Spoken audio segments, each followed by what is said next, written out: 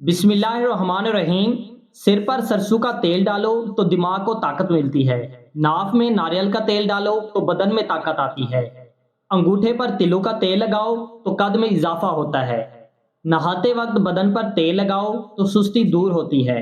जिमा के फौरन बाद पेशाब करने से सेहत बनती है। जिमा का ज्यादा इस्तेमाल से मौत जल्द आती है। शर्मगाह के बाल साफ करने से ताकत आती है। खजूर खाने से नफ्स को ताकत मिलती है। अंगूर खाने से नफ्स की रग मजबूत होती है। अनार खाने से रंग सुर्ख होता है। खीरा ज्यादा खाने से बुढ़ापा जल्द नहीं आता। अजवाइन का इस्तेमाल हमेशा बंदे को जवान रखता है। खुश्क रोटी खाने से जवानी बरकरार रहती है। खड़े होकर पानी पीने से कैंसर हो सकता है। मीठे मशरूब पीने से परहेज क्या करो। ज्यादा देर तक जागने से दिमाग कमजोर होता है। ज्यादा बहसो मुबाहसा से अक्ल में कमी आती है।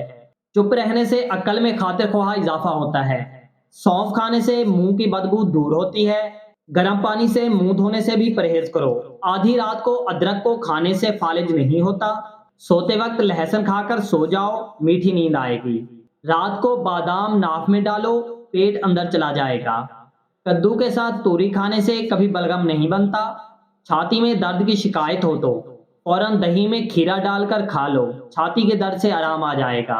बालों में सूरजमुखी का तेल लगाकर सोया करो, बाल 90 साल तक रूखे और खुश्क नहीं होंगे। बदन पर नीम के पत्तों का रस लगाया करो, बदन की चमड़ी जल्दी नहीं लटकेगी, जवानी बरकरार रहेगी।